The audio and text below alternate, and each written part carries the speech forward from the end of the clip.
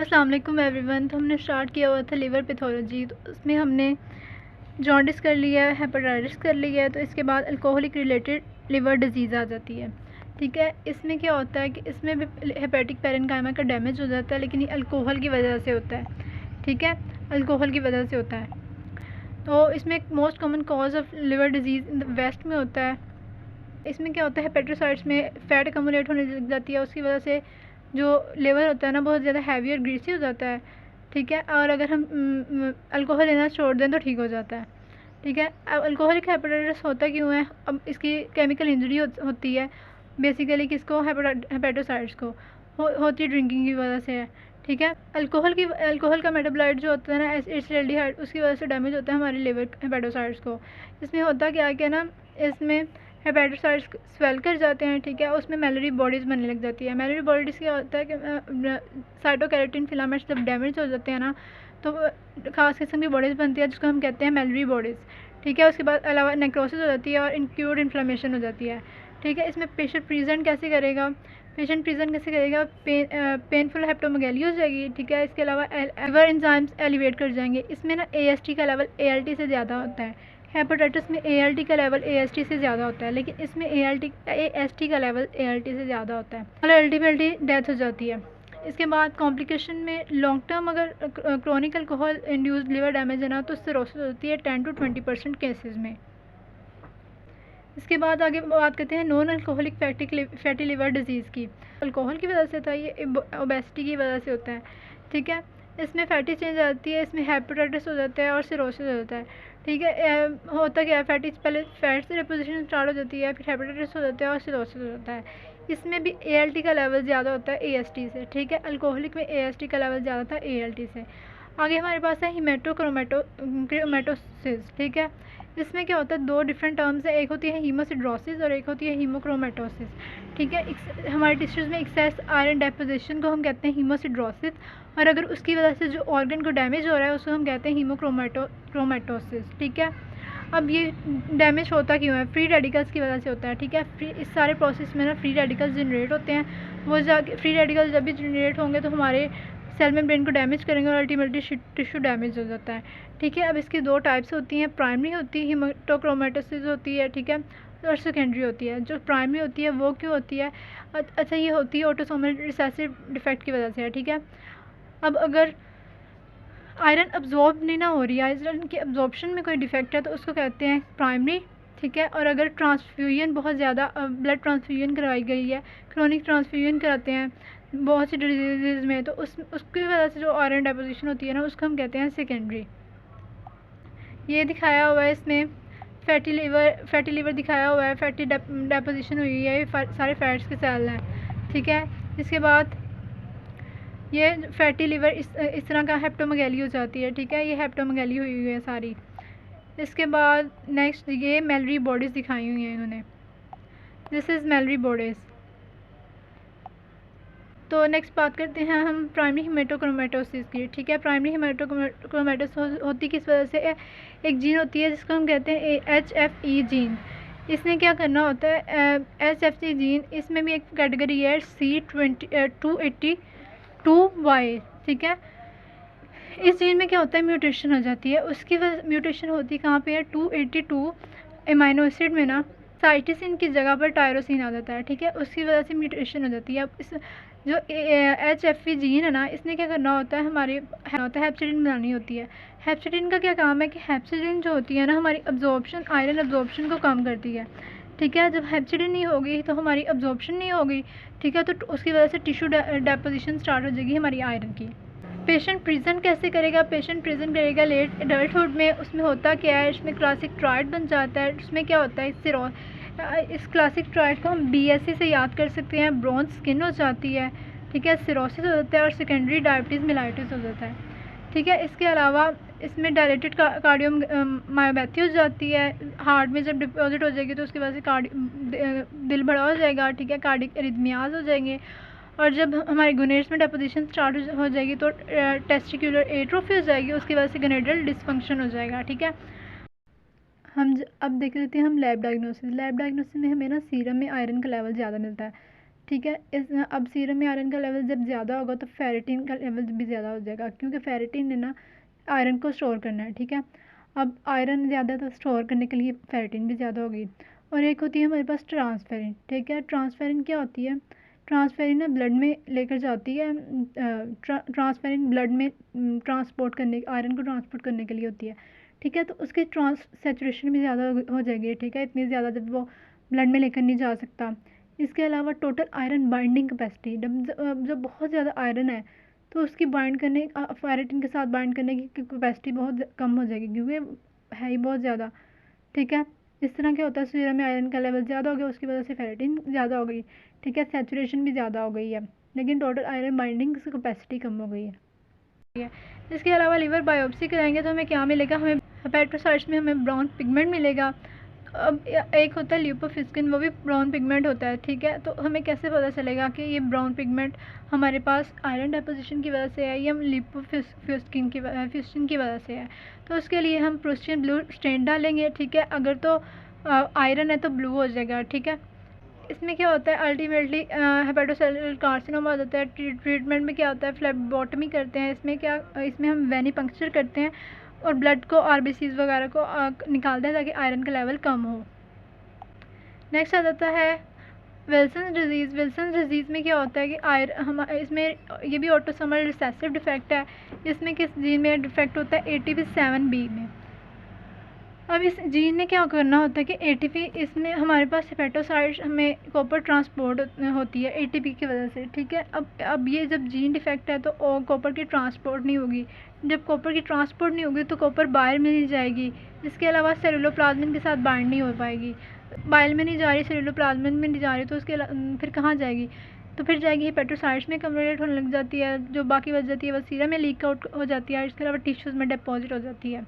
Copper की वजह से हाइड्रोक्सिल फ्री रेडिकल्स बनते हैं। उसने क्या करना है, टिश्यू को डैमेज कर देना है। ठीक है, अब पेशेंट प्रेजेंट करेगा चाइल्डहुड में, किस तरह से प्रेजेंट करेगा? इसमें क्या होता है, इसमें सिरोसिस हो जाता है। ठीक है, लिवर ख़राब हो रहा है सारा। इसके अलावा ब्रेन में डेपोजिशन की वजह से न्यूरोलॉजिकल सिम्टम्स आएंगे। और कॉर्निया में, जब कॉर्निया में डिपॉजिट हो जाएंगे तो उसमें केसर फेशियल रिंग्स बन जाएंगी। ठीक है, 3 जगहों पे हैं, लिवर में, ब्रेन में और आई में।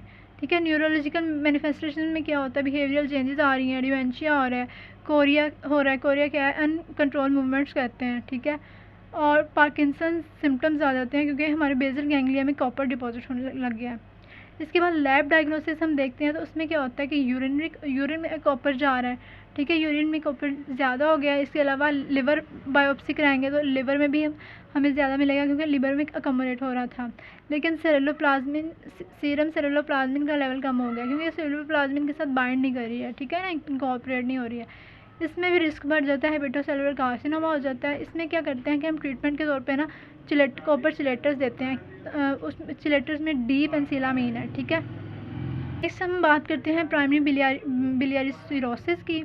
इसमें ना इंट्राहेपेटिक बाइल डक्ट्स की डिस्ट्रक्शन स्टार्ट हो जाती है। इसके आगे हम डिजीज़ पढ़ेंगे प्राइमरी स्क्लेरोसिंग कोलोंजाइटिस। उसमें क्या होता है, एक्स्ट्रा इंट्राहेपेटिक बाइल डक्ट और एक्स्ट्रा हेपेटिक बाइल डक्ट दोनों की इन्फ्लेमेशन और डिस्ट्रक्शन वगैरह हो जाती है। लेकिन जो प्राइमरी बिलियरी सिरोसिस है ना, उसमें सिर्फ इंट्राहेपेटिक बाइल डक्ट्स की डिस्ट्रक्शन होती है। बेसिकली राइज करते हैं इन द वीमेन। ठीक है, और अदर ऑटोइम्यून डिजीज़ हो रही है तो ज़्यादा होता है। एटोलॉजी इसकी पता नहीं है, लेकिन इसमें एंटी माइटोकॉन्ड्रियल एंटीबॉडी मिलती है। ठीक है, पेशेंट प्रेजेंट कैसे करेगा? इसमें ऑब्स्ट्रक्टिव जॉन्डिस होता है और ऑब्स्ट्रक्टिव जॉन्डिस के जितने भी सिम्टम्स हैं ना इसमें आएंगे। और लेट कॉम्प्लिकेशन में सिरोसिस हो जाता है। नेक्स्ट हो जाता है प्राइमरी स्क्लेरोसिंग कोलोंजाइटिस। तो इसमें क्या होता है कि इंट्राहेपेटिक और एक्स्ट्रा हेपेटिक बाइल डक्ट्स दोनों की इन्फ्लेमेशन और फाइब्रोसिस होती है। कोलोंजाइटिस है ना, आइटिस है तो इन्फ्लेमेशन हो रही है, स्क्लेरोसिंग है तो स्क्लेरोसिस हो रही है, मतलब फाइब्रोसिस हो रही है। आयरन डेपोजिशन की वजह से डैमेज दिखाया हुआ है। इन दोनों पिक्चर्स में डिफरेंस देखना है कि ये जो पिक्चर है ना हमारे पास, इसमें ब्लू हो गए हुए हैं। ठीक है, लेकिन जो ल्यूकोफिस्किन है वो ब्लू नहीं हुए हुए। तो हम देख लेते हैं प्राइमरी स्क्लेरोसिंग कोलोंजाइटिस। तो इसमें इंट्राहेपेटिक और एक्स्ट्राहेपेटिक दोनों की इन्फ्लेमेशन फाइब्रोसिस हो जाती है। इसके अलावा ना फाइब्रोसिस के साइडों पे जो अब डक्ट है ना, एक तो डक्ट में तो फाइब्रोसिस होनी है, डक्ट के साइडों पे भी फाइब्रोसिस स्टार्ट हो जाती है, उसको कहते हैं पेरीडक्टल फाइब्रोसिस। और जब साइडों पे भी अंदर खला है और उसके साइडों पे भी वो हो रही है तो उसकी अनियन शेप अपीयरेंस देता है, ठीक है। इसके अलावा जब अंदर वाले कुछ जगह पे फाइब्रोसिस हो रही है, कुछ पे नहीं हो रही, तो जो जहाँ पे फाइब्रोसिस नहीं हो रही तो वो उभरे हुए मिलेंगे, तो इसलिए बीडीड अपीयरेंस देते हैं, ठीक है। एटियोलॉजी इसकी भी अननोन है, लेकिन एसोसिएशन है विद अल्सरेटिव कोलाइटिस। और इसके अलावा इसमें पी अंक का पॉजिटिव होती है। पी अंक का क्या है, एंटी न्यूक्लियर साइटोप्लाज्मिक एंटीबॉडीज़ मिलती हैं, ठीक है। जॉन्डिस हो जाएगा, ठीक है, और लेट कॉम्प्लिकेशन में सिरोसिस हो जाएगा। इंक्रीज रिस्क इसमें कोलेंजियो कार्सिनोमा हो जाता है। नेक्स्ट आ जाता है राइस सिंड्रोम। राइस सिंड्रोम बच्चों में होता है, ठीक है, बच्चों में होता है। बच्चों में अगर वायरल इलनेस हुई है, गला वगैरह ख़राब है, वायरल कोई इलनेस है, तो अगर डॉक्टर उसको एस्प्रिन दे देता है ना, तो उसके ब्रेन ख़राब हो जाता है और इसके अलावा उसका लिवर ख़राब हो जाता है। ब्रेन इंसेफेलोपैथी हो जाती है और लिवर में परमानेंट लिवर फेलियर हो जाता है, ठीक है। अब इसमें क्या होता है कि इसमें पेट्रोसाइट्स का माइटोकॉन्ड्रियल डैमेज हो जाता है और पेशेंट प्रेजेंट कैसे करेगा, हाइपोग्लाइसीमिया हो जाता है उसको, और लिवर एंजाइम से एलिवेट कर जाते हैं। इसके अलावा नोजिया, वॉमिटिंग हो जाता है और कोमा और अल्टीमेटली डेथ हो जाती है। नेक्स्ट होता है हेपेटिक एडिनोमा। एक हेपेटिक एडिनोमा है, हेपेटोसेलुलर कार्सिनोमा। हेपेटिक एडिनोमा से पता चल रहा है बिनाइन ट्यूमर है, ठीक है, बिनाइन ट्यूमर है, लेकिन जो हेपेटोसेलुलर कार्सिनोमा है ना, वो हमारे पास मैलिग्नेंट ट्यूमर है। इसमें क्या हेपेटिक एडिनोमा में क्या होता है, एसोसिएटेड होता है ओरल कॉन्ट्रासेप्टिव से, ठीक है। और इस एस्ट्रोजन की वजह से ना ये ग्रो करता है ट्यूमर, तो इसकी वजह से ना अगर तो कॉन्ट्रासेप्टिव में एस्ट्रोजन होता है ना, तो उसकी वजह से ओरल कॉन्ट्रासेप्टिव अगर यूज़ करते हैं ना, तो बिनाइन ट्यूमर हो जाता है, हेपेटिक एडिनोमा हो जाता है। प्रेगनेंसी के दौरान ना स्पेशली ब्लीड कर जाता है और रप्चर हो जाता है, ठीक है, रप्चर कर जाता है और उसकी वजह से इंट्रापेरिटोनियल ब्लीडिंग स्टार्ट हो जाती है। ट्यूमर जो होता है सब कैप्सुलर होता है और ग्रो करता है with the exposure of oestrogen. इसी वजह से ओरल कॉन्ट्रासेप्टिव यूज़ करने की वजह से इसका एसोसिएशन है। नेक्स्ट हम बात करते हैं हेपेटोसेलुलर कार्सिनोमा की। तो हेपेटोसेलुलर कार्सिनोमा मैलिग्नेंट ट्यूमर है। रिस्क फैक्टर्स में इसके क्रोनिक अगर हेपेटाइटिस हुआ है, for example hepatitis B virus या hepatitis C virus, chronic hepatitis हुआ है, सिरोसिस हुआ है या एफ्लाटॉक्सिन, 3 इसके रिस्क फैक्टर्स में है। क्रोनिक हेपेटाइटिस, सिरोसिस हुआ है या एफ्लाटॉक्सिन है। क्रोनिक सिरोसिस अब किस वजह से हो सकता है, सिरोसिस अल्कोहल की वजह से भी हो सकता है, नॉन अल्कोहलिक भी हो सकता है, हीमेटोक्रोमाटोसिस की वजह से भी, विल्सन डिजीज़ की वजह से भी। यहाँ तक तो सारी पढ़ ली हमने। लेकिन alpha 1 antitrypsin deficiency, alpha 1 antitrypsin है ना, तोड़ना होता है इलास्टेज को। अब ये जब अल्फ़ा 1 एंटीट्रिप्सिन की डेफिशिएंसी होगी तो ये इलास्टेज को तोड़ेगी नहीं, तो जब इलास्टेज तोड़ेगी नहीं तो इलास्टेज हमारे टिश्यूज़ को डैमेज करने लग जाएगा, स्पेशली हमारे लंग्स को। अब ये अल्फ़ा 1 एंटीट्रिप्सिन की डेफिशिएंसी होती क्यों है, क्योंकि इसका मेटाबॉलिज्म जो है ना लिवर में होता है, हमारा लिवर डैमेज हो रहा है, तो उसकी वजह से अल्फ़ा 1 एंटीट्रिप्सिन की डेफिशिएंसी हो जाएगी। इसके बाद आ जाता है हमारे पास एफ्लाटॉक्सिन। स्पर्जिलस से एफ्लाटॉक्सिन जो आते हैं ना, वो क्या करते हैं, P53 की म्यूटेशन कर देते हैं। P53 म्यूटेशन आपको पता है ट्यूमर सप्रेसर जीन है, जब ये सप्रेस हो जाएगी, ये खुद ही सप्रेस हो जाएगी, तो ट्यूमर ग्रो करने लग जाएगा। अब इसके बाद क्या होता है कि इसमें अब इसमें इस कार्सिनोमा में रिस्क बढ़ जाता है बर्ट-कायरी सिंड्रोम का। इसमें क्या होता है कि ना हेपेटिक वेन ऑब्स्ट्रक्शन हो जाती है, उसकी वजह से लिवर इन्फेक्शन हो जाता है। हेपेटिक वेन ऑब्स्ट्रक्शन हो जाएगी तो ब्लड सप्लाई नहीं आएगी, ब्लड सप्लाई नहीं आएगी तो ऑक्सीजन डेफिशिएंसी हो जाएगी, न्यूट्रिशन नहीं मिलेगी तो लिवर डैमेज स्टार्ट हो जाएगा, इन्फेक्शन हो जाएगा। इसमें क्या होता है कि पेनफुल हेप्टोमेगाली हो जाती है, इसके अलावा एसाइटिस हो जाती है। ट्यूमर्स ऑफन लेट डिटेक्ट होता है क्योंकि जो सिम्टम्स है ना सिरोसिस की वजह से मास्क हो जाते हैं और इसका पुअर प्रोग्नोसिस होता है। मार्कर ये इंपॉर्टेंट है, अल्फा फीटोप्रोटीन इसका सीरम ट्यूमर मार्कर है।